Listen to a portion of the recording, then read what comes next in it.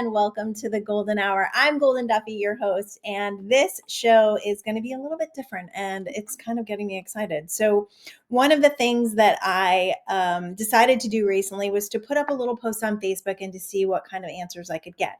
So, the post read, doing a show on peace, at being at peace for the holidays, what's stressing you out? And man, did I get some engagement. So I hope that I can get through every single one of your stresses so that I can help you to shift, because this is the reality of the situation.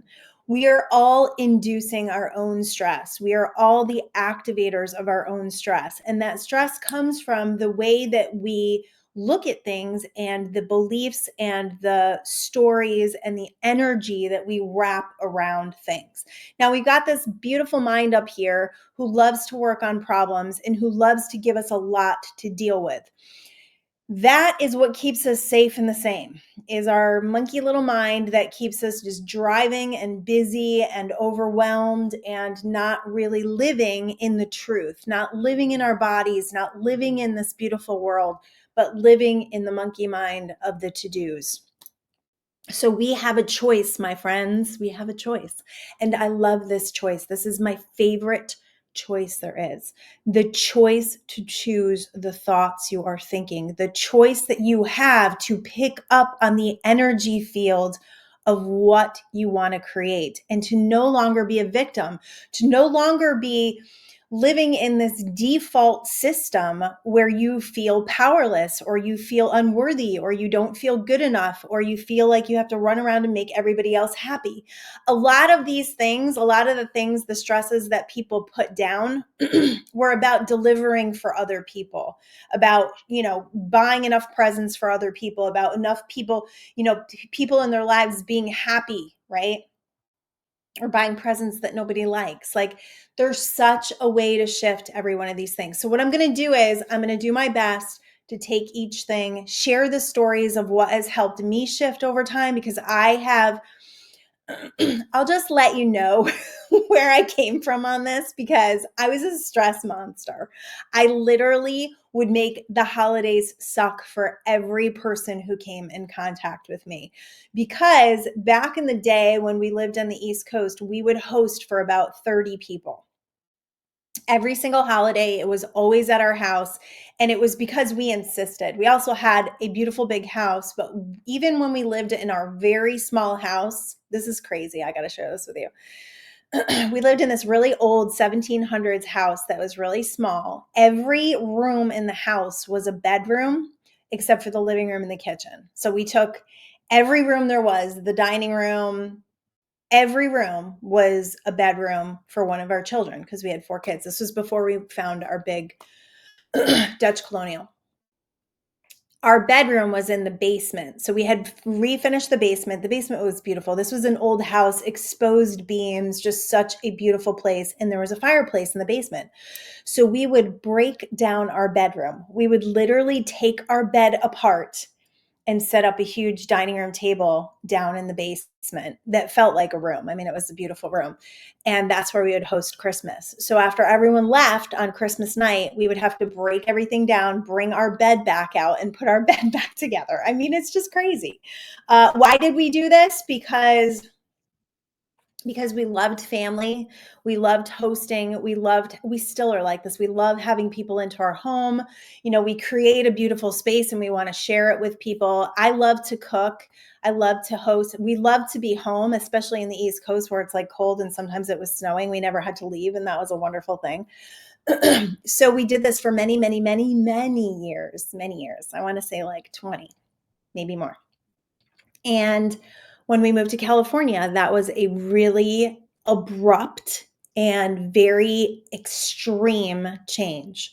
So we come to California, and the first Christmas we have here, we live in a little apartment. It was like, I don't know, 1,700 square feet with our 2 daughters. Our older daughters, we ended up flying out before Christmas because we couldn't afford Christmas flights at that point. So we're like, well, we'll just celebrate Christmas before. Who cares? Like, when Christmas is, it doesn't really matter. We tried to find a church. The church we found wasn't great. We ended up having to sit outside during Mass because we weren't early enough to get a seat. So we sat outside and listened to it on speakers. I don't even think there was like a video screen. I think it was just like a speaker. It was just not great, just not great. And it was raining, which was awful. It was just so bad. So sad, so depressed because we had already celebrated with our older girls. It was just us and our younger girls. We took them out to dinner. They got into a huge fight at dinner. It was just unbelievable. Like it was just totally law of attraction, me putting it out there, how unhappy I was, how much I missed our family, how the void, the contrast of what it used to be, which to be quite honest with you, the obligation got to be a lot after a while. And it was something that I was really looking forward to not having to do. In fact, now I really love the way our holidays are because of the way I've shifted it. And I'm going to share that with you because our holidays are not this big family thing. A lot of times our holidays can just be with our younger two because our older two can't always be here. So the way that we've shifted that and the things that we've done, the things that we've decided about that, and the things that we're like, oh my gosh, like we can do this now and we can do this now and we can do whatever we want now is a huge up leveling in our vibration and the gratitude that we feel for what we get to do now instead of the missing and the misery of the family or what used to be. We are grateful for the memories, but we are also in the appreciation that we get to create new memories that are very different. So just because you're not celebrating the same way that you always have doesn't mean that it won't be special. You can make it special on your own. The whole point of it though is to get out of those lower vibratory places, those lower emotions, the depression, the missing. I know a lot of you guys shared that you have passed away loved ones that you just miss. And hello, yes, me too. Absolutely. The holidays of Christmas past where everyone was together, where we got to share beautiful, amazing, incredible memories are gone. And if we sit in the void of that, that's where all the sadness comes from. And honestly, we give our ability to live in the preciousness of life away. We push it away. So that passed away loved one who, yes, they're still here. They can still connect with us. They can still enter, they're still on the energetic plane. They're seeing you take your holiday and you know, take it for granted. So the best thing you can do is find ways to make it precious, to make it wonderful, maybe to honor them in some way so that you get to live. You get to live in this beautiful life and you get to create it the way you want to create it. No more obligations if that's the situation that you're in. But we do have a lot of people with a lot of obligations. So, all right, let me share. We're going to just go down the line here. Hopefully, I get you all. Hopefully, I can see them all. Okay, so starting. Well, there's two people. One person said Mr. President, and the other one said the news. And y'all know what I'm going to say about this because the president doesn't have any bearing on my life. And you can say that I'm a Pollyanna and I'm out of it. And you can turn this off if you don't want to hear this from me. But quite honestly, I don't know. I don't know what world you want to live in. Do you want to live in that world that you're being told that those things are happening, or do you want to live in the world that you're creating? Because I don't know if you realize this, but the news and what's being broadcasted across the news always has an agenda, and that agenda is not about your peace. That agenda is not about love. That agenda is not about making the world a better place. It's about instilling fear, gloom and doom, and making you feel powerless. That's what it's about. So if you're tuning into it, turn it off. Just turn it off. Just do it for like 30 days.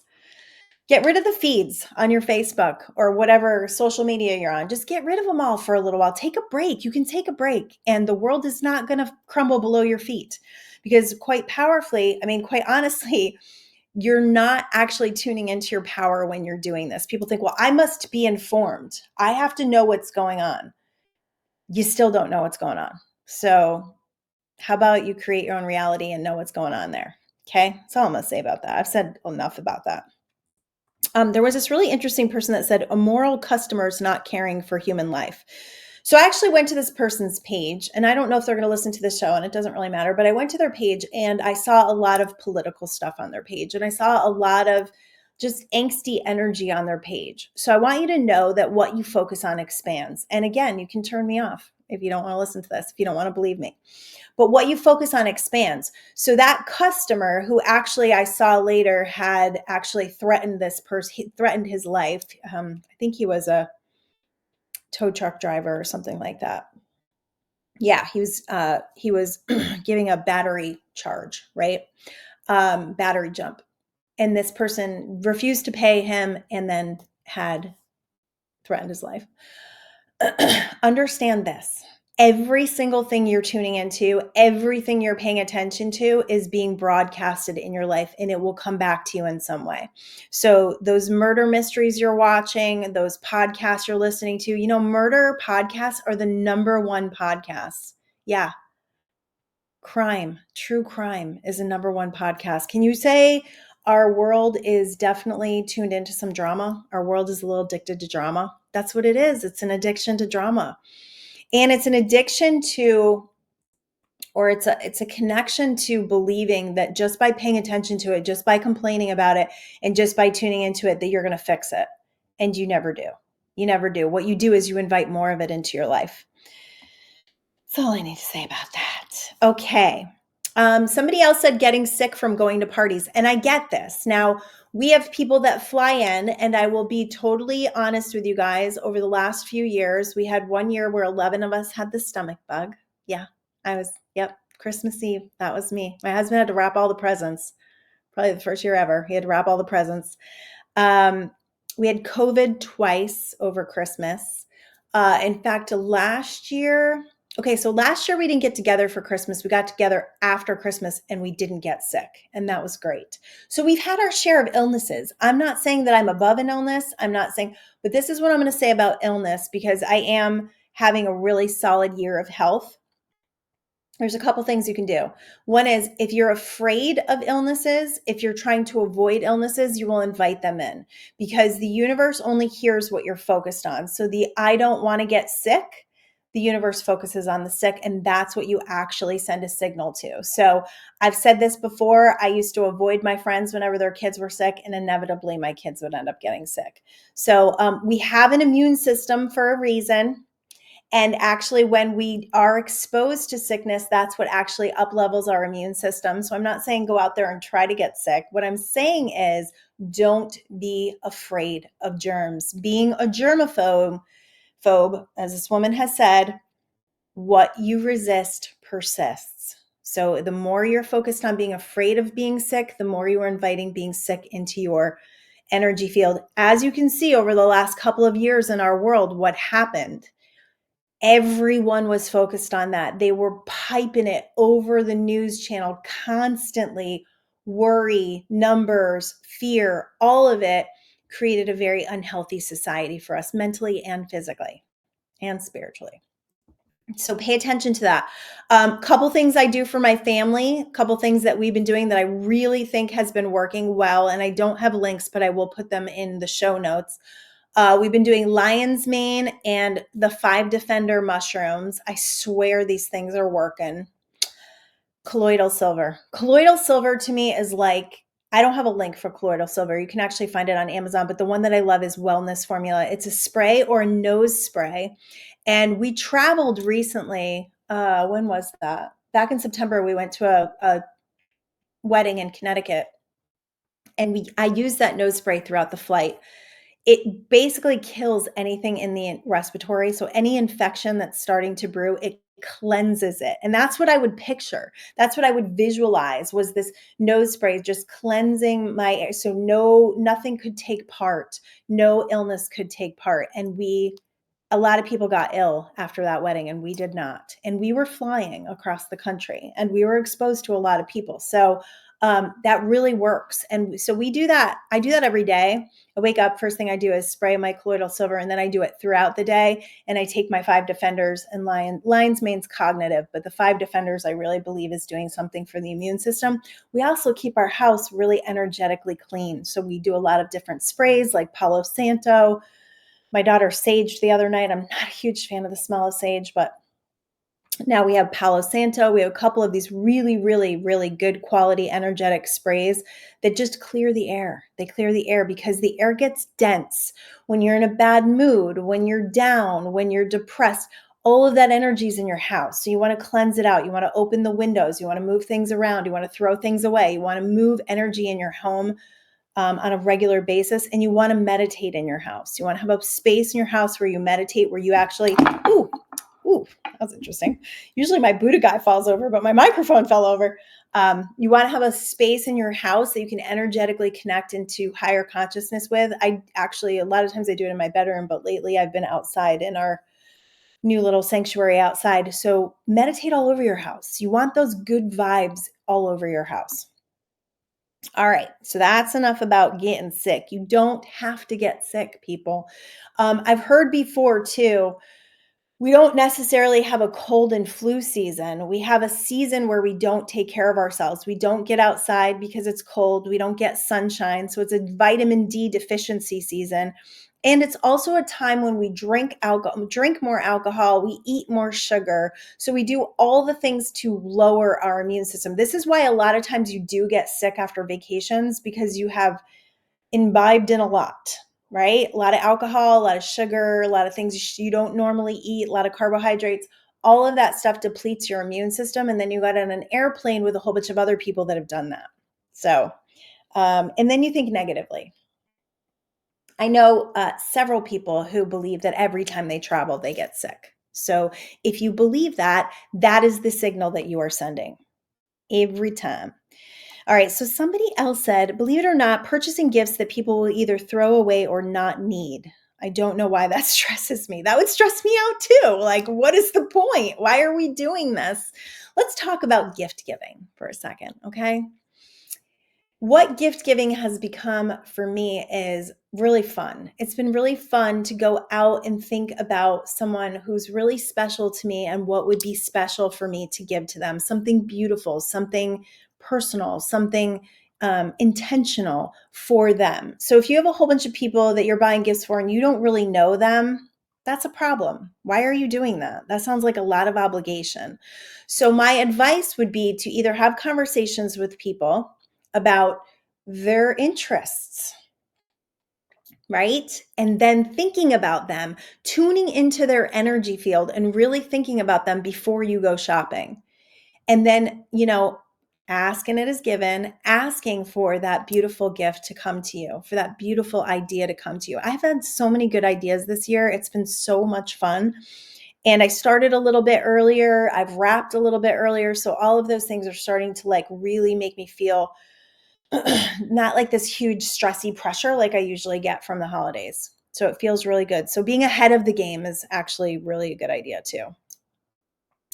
Okay, we have the pace and grieving those who have passed. So I did share about what it is like to grieve people of the past and why you are depleting and diminishing your experience of the now. So you're taking it away from the people that you're actually with, and you're not really enjoying. That song was so profound. Love the one you're with, right? And I say that all the time when we have family vacations and certain people can't be there and we can't get it to all work out. And I say, this is perfect. This is perfect. I don't need this to be anything different, because when you need it to be something different, you are not having gratitude for what is. When we don't have gratitude for what is, guess what? We'll lose it. We end up losing it after a while. So it's like, oh, I should have been grateful. Like the whole saying of like, oh, I wish I was grateful when I was a size 4 and didn't think I was fat, right? That's just the way it is. So if you can be grateful now and really present with the ones that you're with, that's the most precious and that's the most important.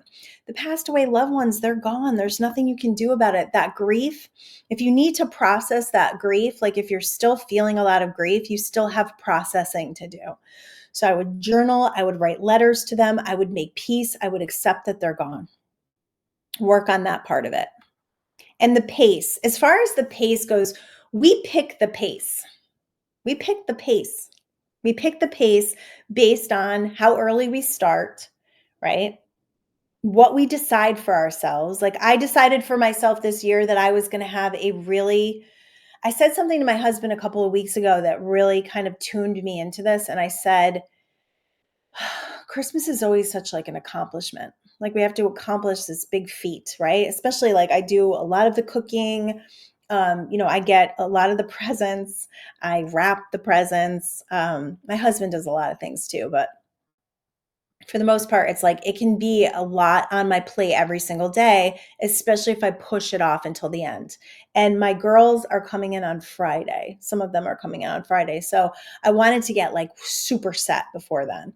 So I'm in a really good spot. I just have to keep going. Because if I give up now, then I'm going to save everything for the end. So I know I can't get overconfident. I got to keep every day, I got to keep a little focus on this holiday thing. But as far as the pace goes, we set the pace based on what our beliefs are and what we decide for ourselves and how early we start. So I love those people who would be like in October, I'm all done with my Christmas shopping. And you're like, really? Can't even wrap my brain around that. And part of it is because I'm super present all the time. But this year, I just set a very clear intention that things would flow. They would flow and that I wouldn't get myself in that stress and overwhelmment. Because the stress and overwhelmment, I want to explain to you what that does, what that actually does for you.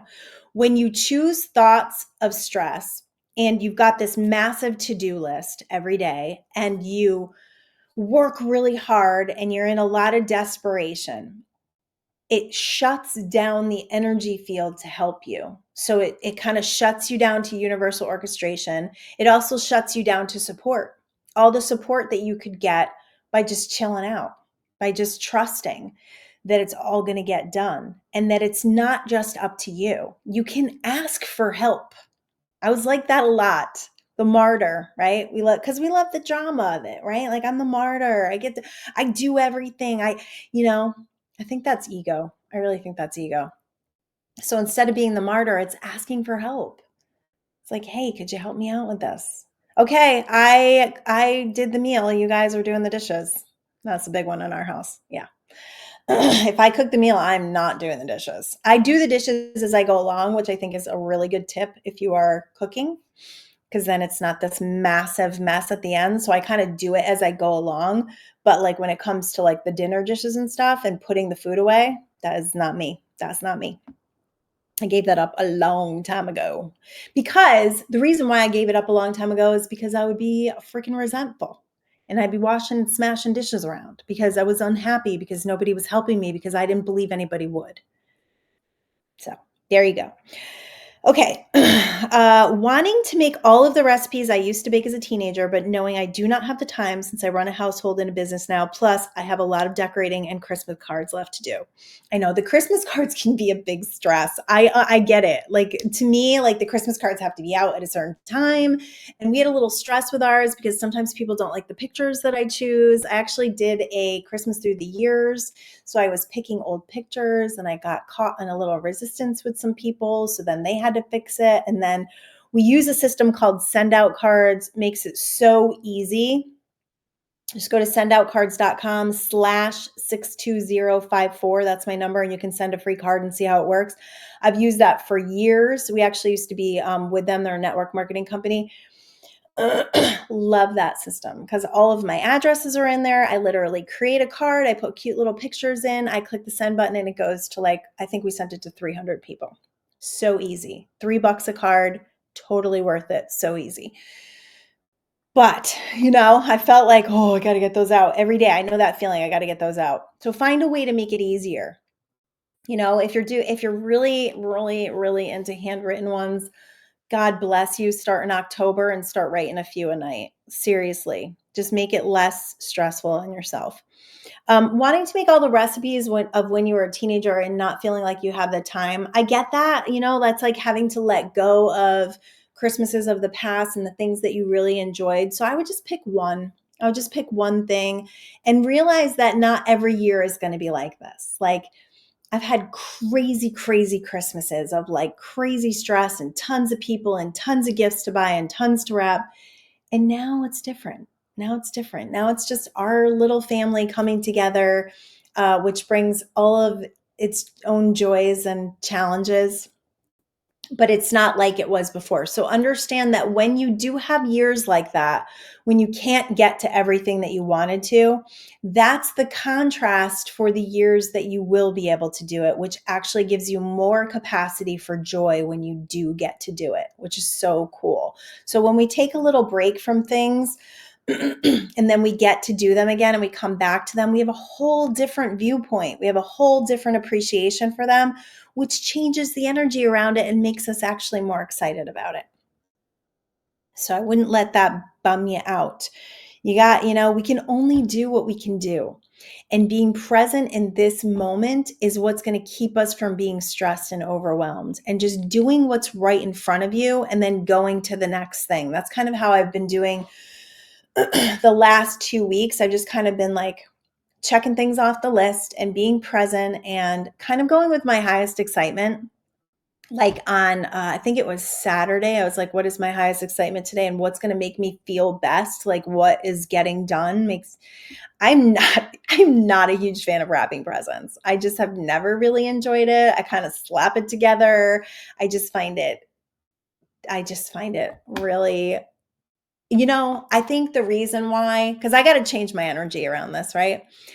The reason why is because we used to have so many presents for so many people, and my husband and I would often kind of leave it until Christmas Eve. So we'd have to wrap presents after our kids went to bed. And it was just like this thing, and there were lots of them to wrap. So this year I made that very clear intention to wrap as I go along. So Saturday, my highest excitement was to put an old movie on, which I did, a little Bing Crosby, The Holiday Inn, which was not a good movie. The plot was not good, but he was really good looking. Anyways, listened to this Christmas movie and wrapped some of my presents. And I just feel so good about it because it was like my time and I got to do it. And it wasn't like nobody was home. I could just do it in the living room. I could watch a little Christmas movie. And that was very serving for me. So find a way to do that so that you're not pushing it to the end. If you have little kids, it's a little more challenging, but if you can do it after they're in bed, definitely a good idea. Like we get lazy at night, and sometimes it's like the laziness actually provides the avenue to stress. The procrastination is what actually aligns us with the frequency of stress. So if we just get on it and we just do it. I was thinking this yesterday because I was driving and I was thinking, I just got a new car and I was thinking the windshield wipers were kind of messed up, which happens in California because sometimes the sun like dries out the windshield wipers and we're supposed to get rain. So I was thinking, oh, I should call them and I should let them know that they need to give me new wipers. I was like, I'm going to do it right now. That's what I've been doing lately. Like when I'm like, oh, I got to call this person, I'm going to do it right now. I mean, we have these phones on us all the time. I'm in my car, I'm driving. I'm like, I'm just going to do it right now. So I call and I make the appointment. This is the thing. Like when we don't do that and we just constantly have this to-do list in our heads and I'm like, oh, I should do that. I should do that. I should do that. Like I'm so tired of that. A long time ago, I did a course called the Badass Course, and it was literally about being a badass and just doing what needed to get done as soon as it popped into my head or as soon as it pops into your head, because that will avoid this overwhelm and this to-do list that just like never ends. Just get it done. Like, why do you keep reminding yourself? Just do it. I had some people say too blessed for stress here. I love that, because when you're focused on your blessings and when you're focused on what you're grateful for, you don't need to be stressed because that's what your focus is. That's where your frequency is at. Society and its expectations working in retail during this busy period. Yeah, retail is something. I worked retail when I was in college for Christmas, and God, I don't think my feet ever hurt so bad was when I worked in retail, trying to wear cute shoes and work all day. I would just say society and its expectations, like whose expectations? These are expectations that we put on ourselves. And it's just like what we think the holiday is supposed to be, right? So that's society's expectations. Like we look at people's Facebook pages and they're getting together with their families and they're having these big lavish meals and they're all smiling. Quite frankly, I think a lot of people are miserable in all that because it's an obligation. But that's the thing. What can you do for yourself? What can you do to make this special for you? Can you take time out for yourself? Can you take time out to meditate? Can you do a special ritual in the morning? Can you make that day special for yourself instead of running around trying to make sure that everybody else is happy? Because if we are looking to make everybody else happy, we're not going to be happy and they're not going to be happy. Because ultimately, if we're not happy, we can't align with the frequency of happy. So we end up resentful, honestly, when we do that. Another one, I refuse to be stressed. I love that. I say that a lot. I refuse to be stressed. I refuse to give in to the thoughts that try to bring me down. I refuse. I refuse to be stressed about this. I refuse to be resentful. I refuse. I love that. It really does shut it down. Somebody else said nothing. I love that. Okay, here's another one. Trying to make everyone happy while you are trying to keep yourself positive and on your spiritual journey. So the problem with that whole sentence right there are two words, trying and trying. When we are trying, we are not doing. Trying means that we are not fully connected to the energetic alignment of positivity, that we are looking at all these negatives in our life and we're working to pretend to be positive. Because if we're noticing people's negativity, we are aligning with it. If somebody's negative and it happens, right? And we're not aligned with it, we won't try to make them feel better. We'll just be better, and that will create a situation that is better. So if they're in a bad mood, we just love them through it. Just be like, man, you're going through it. I love you. I'm here for you. And if you're working on your own spiritual journey and you feel like there's others who are kind of trying to pull you out of it, I would just say look at your boundaries, because your boundaries are probably a little messy. Being very strong and very powerful in your own spiritual journey and what you need to do for you will not be questioned by people if you are strong in it, if you are sure about it, if you are confident in it, and if you are committed to it. Yeah. People wanting things. Oh, this is a good one. Okay. Those rascals. I said those rascals. So this was, they are never happy. They can never show you their happiness. There's got to be a better way. I've got some. Oh, wait. I said that. He said, this comes from their mother, my ex-wife, never happy or satisfied, and she projects it. I don't see this as my problem, but something she has put upon her children. So this is the thing. We got all these people around us, right? All these people we can't control. And the one thing that we can control that changes everything is the way that we feel about them. So the more that this man thinks about his ex-wife and the more annoyed he gets about the way she is and what she has done to his children, the more he will tune into the frequency of that. So my favorite thing to do with people, especially those, I always say this, your greatest tormentor is your greatest mentor. They're here to teach you something. They're here to get you out of your powerlessness by pushing on that powerlessness even more. So they're inviting you to rise up. So when we rise up, focusing on what we like about them or what's good about the situation will always shift it. And I know this is not easy with the people who have really, really done you dirty. I know it's not easy. This is like next level mastery to be able to do this, to rise up and to choose love when someone is not giving you love.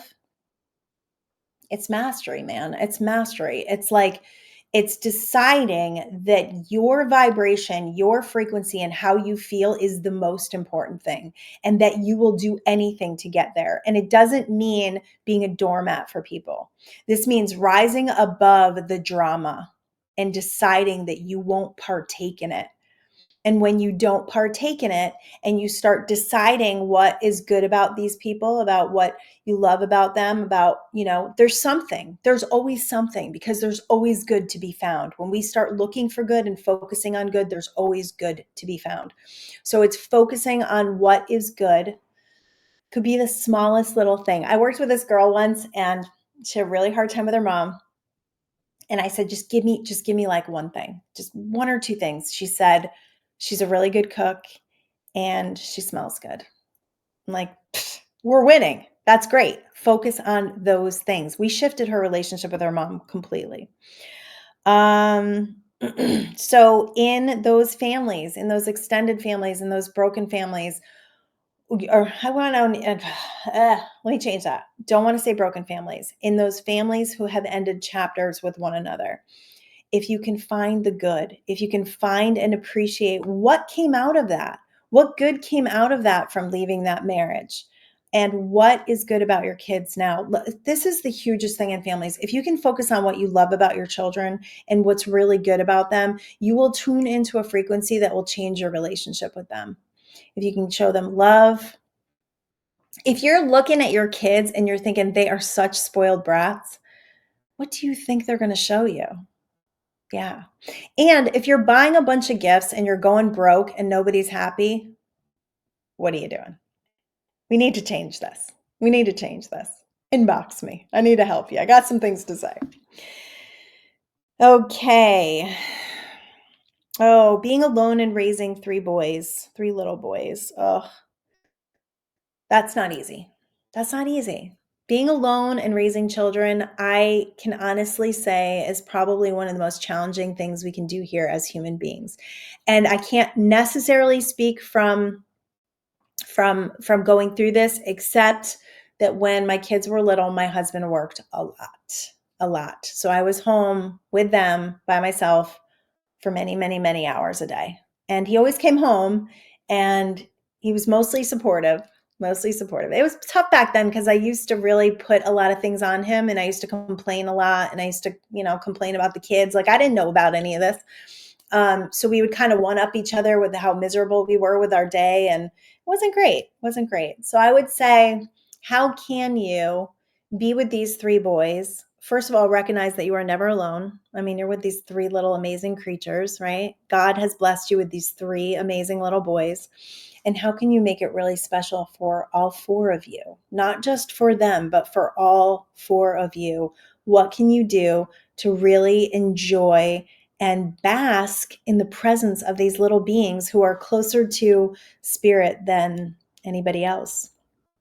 There's a reason. There's a reason why you're here. Can you find that reason? Can you take that reason, that incredible responsibility of being this beacon of light for these three little boys, which I know a little bit about your situation, and I know that you are a beacon of light for these three little boys. And can you really stand in that light and share that light with them? And instead of thinking about it as being alone, can you think about it as, I just get like warrior status? Like the ones, the ones who are chosen to raise children on their own, like without a partner or grandchildren, I feel like you're the warriors. You're the ones who have been chosen to do a very powerful job. So think about it that way, because that's that will help you to be more in your power about it. Another one, the pain in my back from my car accident. I did suggest that she looks up Dr. Joe Dispenza because he did heal his back, which they wanted to put a rod in. So when it comes to injury or physical things that happen to our body, we decide, or we're told by doctors, that we're going to feel this pain for the rest of our lives. And I don't believe that. In fact, I've been going through something on my own with headaches and neck pain. And I recently just went to a chiropractor, and they wanted to charge me an exorbitant amount of money to fix me. Okay. Which they said, like, they showed me the x-rays and I have scar tissue and my is messed up and whatever.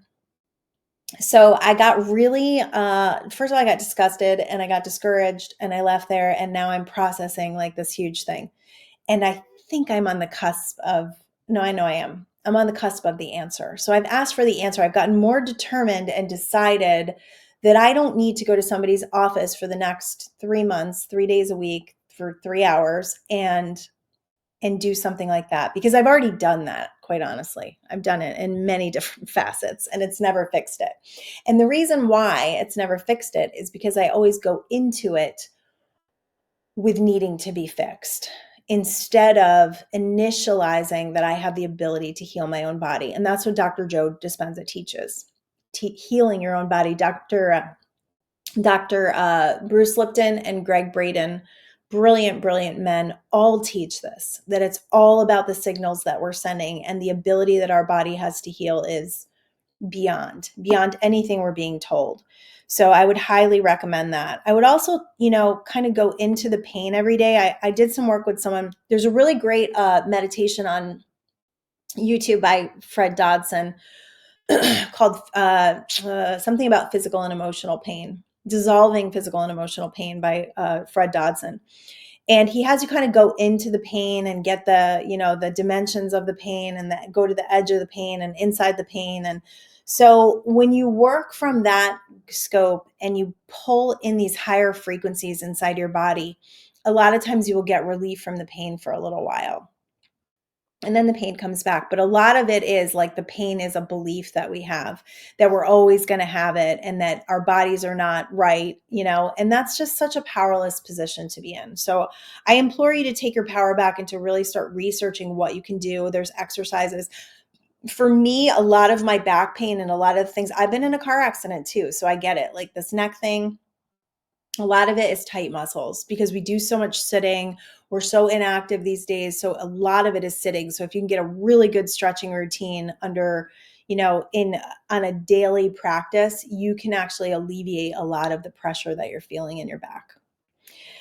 Here's one, how it's getting hard to survive. Oh man. Okay. So when it comes to survival, when it comes to the energy of your life and what you are creating, when you are really up against it and you are really pushing the energy field, there's got to be a better way. And I've been there. I don't want to tell you, I want you to know that I've been there. I've been in the financial straits. I've had miracles happen on Christmas so that I could buy presents for my kids. Like I've been there. And coming full circle and coming out of that, the capacity that I have for joy right now is like exponential because I've worked so hard to get into these higher frequencies. Survival is a low frequency. It takes place in the root chakra. That's why everybody was freaking out over toilet paper, because we all have this fear that we're not going to have enough, that we're going to run out, that, these are generational wounds that like go back to the Depression era or further. So I would do some clearing of the root chakra, and I would also just start asking yourself what you can do to get out of this survival mode. Where can you wake up every single day and be super grateful for something? I'm telling you, this changes the energy. My daughter, who is the single mom, she definitely has some issues with survival. She'll start doing this gratitude thing, and miracles come out of everywhere. Like she manifests like crazy. So get into gratitude. Also, look at your life and be like, okay, how can I get more creative here? My husband and I would do this all the time when we were struggling. How can we make money? We go, what can we sell? We go to the pawn shop. We'd sell stuff. Like I sold so much stuff because I was like, oh my goodness, we got to feed our kids. We got to, there were times there wasn't enough money for groceries. So survival mode is a low frequency and you have the ability to get out of it, but it's got to start with gratitude and it's got to start with more creativity, and you got to get out of victimhood. You are not a victim in this life.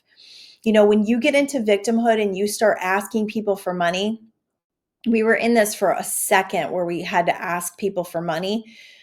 When you get in that low level of expecting other people to take care of you and always asking for that, that is a level of victimhood. So you got to rise up out of that and you got to start manifesting on your own. And you have to start deciding that you have the ability to do it and let go of that victim mentality, because it will just drive more victimhood. Okay, here's a good one. Having a big birthday just 3 days after Christmas and not really being able to celebrate the way I would have wanted because I've moved away from everyone that I know. All right, girl, you followed your dreams. Like that is amazing that you followed your dreams, but that was a hard year for us. Doesn't have to be a hard year for you. Does not have to be a hard year for you. You can decide to celebrate exactly the way that you want to celebrate with nobody else's agenda. So how do you want to do it? What kind of cake do you want? How do you want to wake up? You want to get a massage? Go get a massage. Do you want to take a bath? Take a bath. Do you want to watch a movie? Like all these things that you get to do because you don't have to do the things that you've always done. It's an up level. It's a new time for you to start creating this fantastic experience. So what would be fantastic? What would be exciting? I remember one year I was my husband and I were trying to decide what to do for our anniversary. And it was like the first year that we started to have money again from the bankruptcy and the foreclosure and all of that. And he said to me, what would you want to do? I just want to go away and I just want to be with you. And he's like, oh, I was like, let's just go up north, right? Thinking, okay, that'll be cheap. We'll just go up north, go to an Airbnb. It's the middle of winter. It's February. And he said, no, like if you really could choose what you want to do. And I was like, if I could really choose what I want to do, I want to go somewhere warm. And he ended up flying us to Las Vegas to see some of our most dear friends. And then we went to California for a seminar. It was so great. That was like one of our first, I think, Abraham Hicks. And I remember flying into Long Beach and it was 85 degrees. And that's where the seeds of California, I believe, were planted, because I'm like, why do we live somewhere where it's not 85 degrees in February? Like we went home and it was below zero. So the seeds were planted then. So what do you really want to do? Don't ask yourself what you think is possible. Ask yourself what you really want to do and then manifest from there. We got the lack of people who love the peace and joy and who enjoy creating it. There used to be so many. Now I have almost none. I talked to my friend in Florida who loves it as much as I do on the phone, and that helps a lot. And the cat helps. I love that. Kitties do help. Yeah, I would focus on your own joy and not worry about what everybody else is doing. People can make this suck or they can enjoy it. Like we just enjoy the heck out of it. It's such a beautiful time of year. My husband gets to take some time off. We get to be with our girls. It's like, it can be everything you want it to be. And if you don't have a lot of people around you, then you need to start creating that. If that's what you want, if that's what you really want. If not, man, I can have some good precious times by myself. I know I've never had to do that on a holiday, but I've had to do it other times where, I'm not with people a lot. Mostly during the day, I'm here by myself at the house. And, oh man, can I revel in that? Sometimes you got to start enjoying your own company, your own energy field. That when you start being in higher consciousness, when you have a meditation and you start being in higher consciousness, that's when you start really feeling the energy of being on your own, not alone, but on your own. And it feels good. You don't feel the lack. You don't feel like things are missing because you are whole. Missing loved ones who are no longer physically here to celebrate Christmas. I would do things to honor them. I would talk about them. I would look at pictures. I would be in the energy field of all that love, because that love is still present. That love never dies. We have our household items have not arrived to our house in Buenos Aires. Hopefully we'll get our tree in time for the boys. I do believe in Christmas miracles, and I do too for you. I definitely do. And you know what? Again, it's like everything is perfect. Nothing needs to be different, and it's just creating it different. And then if for some reason the tree doesn't show up or whatever, the stuff doesn't show up, then next year's going to be, you're going to have even more of a capacity for joy. So how can you make it special in just what it is and not need it to be something different? That's a huge message. People who cannot live life on life's terms. Very frustrating when people choose to be resentful. So this was not towards her. I will just say we got to let people do people. We got to let them do themselves, and we got to just be in the higher fields and not resent people for being resentful or feel like they're wrong for being resentful. We got to just let all that go. It doesn't matter what other people are doing. You do you. I'm going to be me. And if we don't match up, then we're probably not going to get together. Like that's just the way it is. And if you have to get together with them, I would limit your time. This is your time. This is your holiday too. And I would limit the time. I would definitely do that because that's boundaries and that's important. We don't need to give exhaustively, people. It does not help anybody. It does not help anyone. It does not serve anyone. And it's detrimental to your health and well-being. Okay, this one's my favorite one, so I saved it for last. Actually, it was my last comment, but it's really good. How to enjoy this week when the family is here and we're crammed into a small space. Oh, the messes and things are everywhere, which stresses me and my husband out. I'm so excited that we're all together for Christmas, but yikes. I can so relate to this. Whoo, man, they come in like a whirlwind. It's like a tornado happened, right? I have really, really worked hard on this one. I'm a Virgo, so not that that's an excuse, but I like things in their place. Our house is very neat. Our other two girls are very similar, where we just really like things a certain way, and we like cleanliness, and we like space and peace. We call this our sanctuary. So when everyone comes, we have this big loft that's like kind of like a family room, and everybody sleeps in there. So I have my daughter and her husband, my granddaughter and my other daughter all sleep in the loft, all over the floors. The beds are taken down. There's air mattresses. And tend to have their stuff kind of all over the house. And I have been known to let that stress me out and to ruin my time. And the question is why? Why? Why have I done that? Why do you want to do that? So now I just look at the mess and I shrug it off. It doesn't matter. Oh my God, I'm going to focus on love. I'm going to focus on being with them. I'm going to focus on this precious time together. Such a better focus. So this year might not be your year to kill it with this, but it will be the beginning of you being aware and acknowledging the fact that you have the ability to be okay with messes. Because when they leave, oh my goodness, the house has never felt so clean. I've never had such a capacity for joy for the peace in my house after everybody leaves, right? So how can you thoroughly enjoy it without allowing stress to be there, without allowing yourself to tune into the frequency of worrying about messes? Because messes can be cleaned up. This precious time together, I think it's really important to not let anything ruin it, because we're the ones that are doing that. We're the ones that are setting up a frequency for stress and needing things to be a certain way and needing things to go a certain way and needing things cleaned up all the time. I used to I would be at parties and somebody would put a glass down that was empty and I'd grab their glass and I'd start washing it. Not so. And they'd be like, "Where's my glass?" Like they're going to get another one. I'm like, "Oh, I already washed it." Like, what? Psycho woman. We got to chill out, people. We got to chill out. Stress is ours to create or to turn away from, to refuse to be in. Everything that you are doing is about the frequency you're in. So if you've got a lot of family and it's a lot of chaos and craziness, get your butt up 30 minutes early and set yourself in a meditation. That's the best thing you can do. Or what I like to do too is get up before everybody else, do my meditation, have my coffee, do my posts, and then I'm waking up and everybody's getting up. Like when I'm already got some caffeine, I got some meditation, I'm ready to face the world. So get up a little bit early. That's really important. And realize that alcohol drives stress. It does. You may feel like it calms you down, but it really drives stress and it drives a low frequency of not feeling good, so that you will be much more likely to grab neural pathways that stress you out, that don't serve you.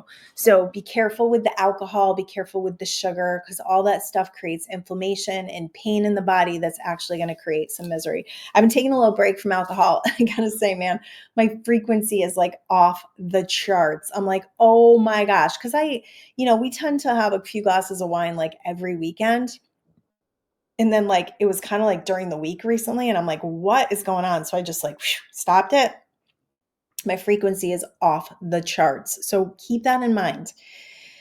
I know we got to drink sometimes to deal with the family. I get it. Just do your best to not overdo it so that you're not waking up with a hangover as well. Because if you're waking up with a hangover, you're already behind the gun. You're already behind. So you want to keep yourself really intact by working on getting up a little bit early to meditate, keeping yourself clear, and being okay with it all. Just being like, these people, these rascals who are coming in and making a mess, they matter. The fact that I'm with them matters. That's the only thing that really matters. So I'm just going to let all the other stuff go, because it doesn't, at the end of the day, it doesn't really matter. It's just stuff, right? It's just stuff. And when it comes to gift giving, if you can really, it's easier when you have money. I'm not going to lie.